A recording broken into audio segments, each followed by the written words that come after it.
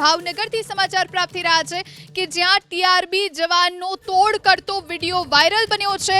ભાવનગર શહેરમાં ટીઆરબી જવાન કોન્સ્ટેબલનો video viral બન્યો। TRB જવાન અને પોલીસકર્મી તોડ કરતા હોવાનો વિડીયોમાં આરોપ થઈ રહ્યો છે। બાઇક જમા કરવાની ધમકી આપી તોડ કર્યાનો વાયરલ વિડીયોમાં આરોપ લાગ્યો।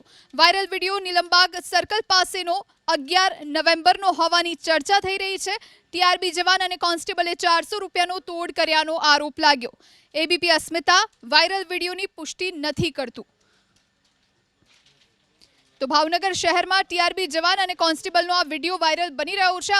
આ વિડીયો પણ જોઈ રહ્યા છો। 400 રૂપિયાનો તોડ થયાનો આરોપ લાગ્યો છે। બાઇક જમા કરવાની ધમકી આપી તોડ કર્યાનો આ વાયરલ વિડીયોમાં આરોપ લાગ્યો। આ રિટર્ન કરશું ને વડીલ ક્યાં રહ્યો તમે? ગારિયાધાર આ તમે હોજી જાઓ આ ગાડી 8-9 હજાર તોય મેં કીધું છૂટ અમારો 500 રૂપિયા મેં કીધું પણ પછી પહોંચ ન બને 450 મારે ક્યાં પહોંચવા હાલો બીજો શું કરું 400 રૂપિયા પહોંચ જ નહીં જોતી સાહેબ મારે આપો 400 એમ નહીં।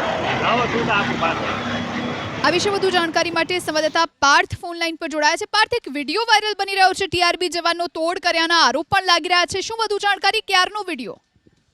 જી જણાવી દો, સામાન્ય રીતે ટ્રાફિક પોલીસ છે તેના ઉપર દાગ લાગતા રહ્યા છે। વધુ એક ભાવનગર શહેરની અંદરથી વિડીયો સામે આવ્યો છે જેમાં ટ્રાફિકના ટીઆરબી જવાન છે તે તોડ કરતા હોય તે પ્રકારનો વિડીયો છે તે સોશિયલ મીડિયાની અંદર વાયરલ થઈ રહ્યો છે।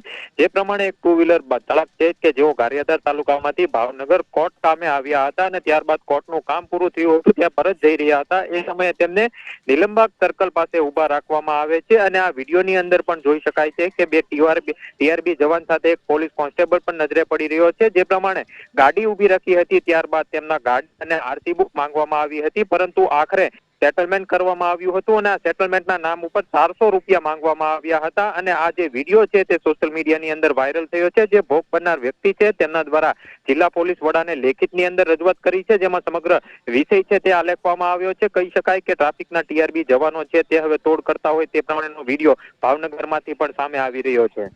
જી આભાર પાર્થ, જાણકારી આપવા માટે।